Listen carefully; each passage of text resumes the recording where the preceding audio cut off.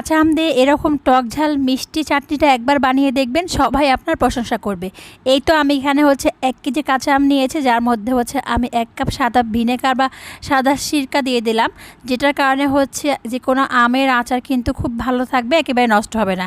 এরপর হচ্ছে লবণ দিয়েছি, লবণ দেওয়ার পর আমি এর মধ্যে খুব ভালো করে সেদ্ধ করে নিয়েছি। একেবারে হচ্ছে কোনো রকম যেন দানা দানা না থাকে, সেই জন্য একটু ডাল ঘুটনি দিয়ে ভালো করে ঘুটে নিয়েছি। এরপর এখানে হচ্ছে আমি 1 কাপ চিনি দিয়েছি, তারপর হচ্ছে আমি পাঁচফোড়ন আর কয়েকটা শুকনা মরিচ একসঙ্গে হচ্ছে টেলে নিয়েছি বা হালকা একটু ভেজে নেওয়ার পর ব্লেন্ডারে গুঁড়া করার পর এখানে দিয়ে দিয়েছি প্রায় 3 টেবিল চামচের মতো।